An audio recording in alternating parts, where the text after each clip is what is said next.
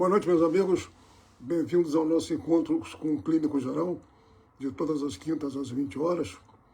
Hoje nós vamos conversar sobre um tema chamado dor abdominal, mas não apenas dor abdominal, mas dor abdominal de causa sistêmica, dor abdominal cuja origem não vem de dentro do abdômen, ou da parede do abdômen. Isso pode soar como curiosidade para os leigos, né? Como é esse dor na barriga que não vem da barriga, né? E até a primeira metade dos anos 70, até a segunda metade dos anos 70, época que logo um pouco antes eu tinha me formado, nós tínhamos o hábito de chamar o abdômen como uma caixa de segredos, nós médicos, porque são muitas vísceras, muitos órgãos, muitos mesentérios, muitos intestinos, órgãos atrás do peritônio, como os rins e pâncreas, órgãos na frente, dentro do peritônio, como a maioria dos órgãos de abdômen. Então, definir a origem, a causa de uma dor abdominal nem sempre era fácil naquela época. Numa época que só havia uma boa história, um bom exame clínico, um bom exame físico e o raio-x, e mais nada. Ainda não existia ultrassonografia, tomografia de abdômen, não existia ressonância, angiografia, enfim, todos esse armamentário de diagnóstico de imagem que nós temos hoje em dia que facilitem muito a investigação e acelera o diagnóstico, que é importante para o paciente que está sofrendo com uma dor aguda, né? Então vamos começar com as causas de dores de não origem do abdômen, que podem dar dor do abdômen. Vamos começar com a causa de doença e morte mais comum no Ocidente, a causa de morte mais comum no Ocidente, principalmente em homens, entre a década de 40 e 65 anos, que é o infarto agudo do miocárdio, que pode aparecer como uma dor na parte superior do abdômen, chamada epigastria, ou chamado, como o leigo chama, da boca do abdômen, ou a boca do estômago, assim dizendo. Então, pode haver uma dor, um mal-estar nessa região, acompanhado com outros sintomas, suor frio, enjoo, sensação de aperto na garganta, mas enfim, pode começar só com essa dor abdominal e desviar a pesquisa do médico e até mesmo para o paciente que não acha aquilo importante, não vai ao hospital nem procura seu médico, que é uma disposição gástrica e pode ser um infarto agudo do miocárdio, que é uma doença muito séria. Outra doença é a pneumonia aguda de base do pulmão direito. Mais comumente em crianças e adolescentes, a base do pulmão direito fica logo atrás, em cima do fígado.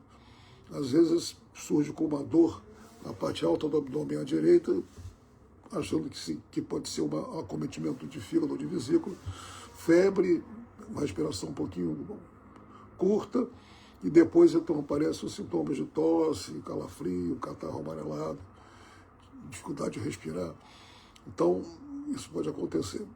O herpes zoster, né, o cobreiro, como é chamado no interior, é uma infecção causada pelo vírus da catapora em adulto, que uma das áreas mais comuns é a região, o vírus se coloca na parte da saída da medula espinhal, aqui na coluna, mais comuns os seus locais de abdômen, dorso e abdômen e às vezes tórax. Quando é no abdômen, pode surgir uma dor forte nas costas irradiada para frente, havendo muito comumente diagnóstico, às vezes errôneo, de cólica renal, que a dor aparece muito. E exames são feitos, exame de urina, ultrassom de abdômen, tomografia dos rins, e nada é encontrado. A dor é intensa, o paciente tem muita dor. Tem características da dor que o médico vai saber que pode ser pensado de causa ser o herpes zoster.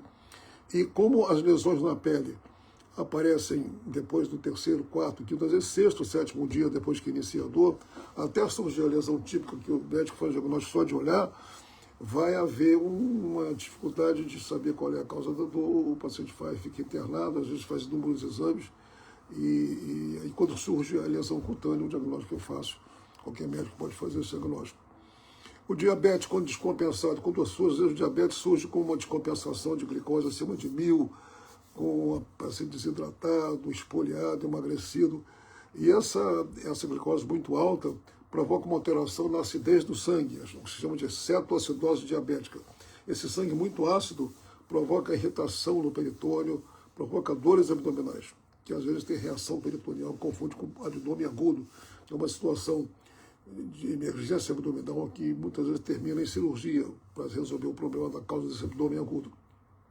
Então, isso é uma coisa que pode acontecer. Também em crianças, não é raro uma linfadenite mesentérica, que é uma doença viral, que em vez de acontecer com dor de garganta, gânglios do pescoço, gânglios de baixo braço, acontecem gânglios atrás do abdômen, chamada retroperitoneal.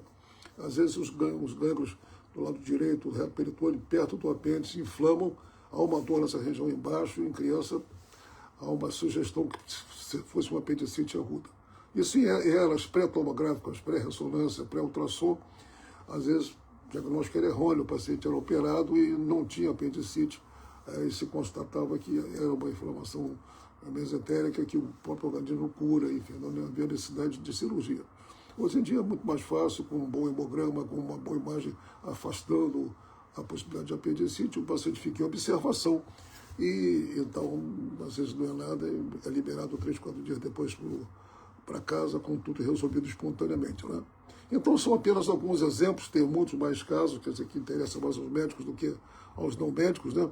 Como fazer esse diagnóstico diferencial, só por uma curiosidade, que é uma coisa que acontece muito na prática médica, as pessoas ficarem cientes disso.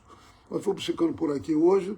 Na semana que vem, temos um outro assunto para tratar na quinta-feira, provavelmente vai ser na parte da manhã, eu vou anunciar na segunda-feira. Vamos até lá, um bom fim de semana, fiquem com Deus, um grande abraço para todos. Até lá.